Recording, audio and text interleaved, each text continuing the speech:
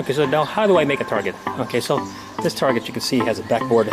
It's made of cocoa lumber because it's hard to find any other wood here in the provinces.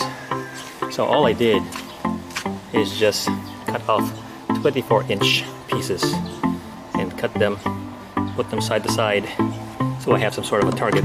It's not perfect, it's very far from perfect, but that's the way it should be. Now, on an official target, which I destroyed here because I haven't had a chance to replace it, the bullseye is usually 4 inches. Okay, 4 inches is a big target. The bullseye that I made here on this target is only 2 3/4 inches. So I made it smaller, so it's more of a challenge.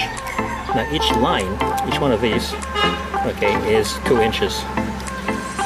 Alright, so 2-inch gaps.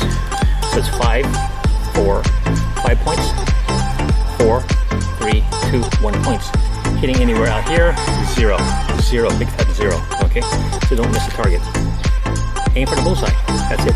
Aim for the bullseye, as far as you can. Actually, you can actually do what I did, which is make one of these. So this are only bullseyes. So when you hang something like this, let's say you only have this for practice with, make sure the face of the target matches the distance while you're standing. So the face measured to 3 meters, which is over here. This is 1 spin. That's a 1 spin target, okay? So with this, you're practicing to hit the bullseye here, here, and here. Now I said these are small. These are not. These are definitely not 4 inches.